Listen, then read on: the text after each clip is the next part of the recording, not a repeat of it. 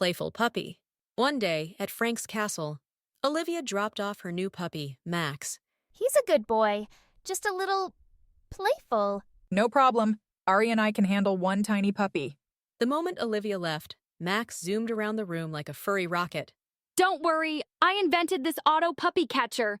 With a whoosh, Max took off, grabbing Frank's sandwich in his mouth. My lunch. Come back. A loud crash echoed through the castle as Max knocked over a pile of books. Quick, my robot will catch him. The robot whirred, but instead of catching the puppy, it snatched up Frank. Help! I'm stuck! Well, at least my robot caught something. Max jumped onto the couch, leaving muddy paw prints everywhere. Just then, Olivia walked back into the castle. She gasped at the mess. Oh no, what have you been teaching my sweet puppy? Max sat perfectly with innocent puppy eyes. But. Next time, I'll ask Patty to puppy sit. I can't have you two teaching Max bad manners.